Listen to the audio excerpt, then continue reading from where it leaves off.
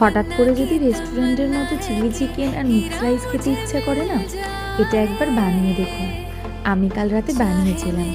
আমার দৃঢ় বিশ্বাস তুমি আর রেস্টুরেন্টে গিয়ে চিলি চিকেন রাইস অর্ডার করবে না। মোটামুটি আমি 700 গ্রাম মতো মাংস নিয়েছিলাম।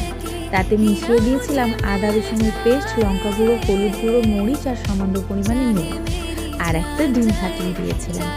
আর ভালো করে মাখিয়ে রেখেছিলাম এই মিনিট 15। তারপর দিয়েছিলাম ময়দা আর একটুখানি কর্নফ্লাওয়ার। ভালো করে মাখিয়ে নিয়ে গরম তেলে ভেজে নিয়েছিলাম। বেশি ডিপ ফ্রাই করিনি, মোটামুটি একটু হালকা ভেজে তুলে নিয়েছিলাম।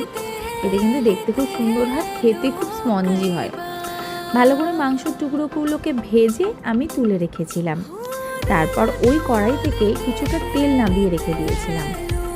তেল নামানোর পর ওতে দিয়ে দিয়েছিলাম আদা আর রসুন কুচি।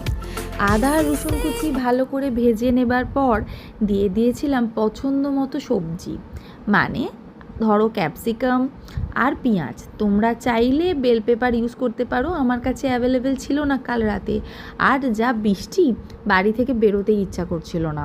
আর ওপর থেকে ফ্রিজে থাকা একটু টমেটো সস আর একটুখানি সোয়া সস আর একটুখানি ভিনিগার মিশিয়ে নিয়েছিলাম। ওপরে দিয়েছিলাম পরিমাণ মতো ঝাল আর নুন, সামান্য একটু মিষ্টি দিয়ে ভালো করে নাড়াচাড়া করে নিয়েছিলাম। একটু ময়দার গোলা দিয়েছিলাম। তারপর দিয়ে দিয়েছিলাম ভাজা পকোড়াগুলো। ভালো করে নাড়াচাড়া করে আমি মিক্স রাইসের সাথে খেয়েছিলাম। তোমরা বানিয়ে বলো কেমন হয়েছে। তোমাদের জন্য রইল অনেকটা ভালোবাসা। টাটা।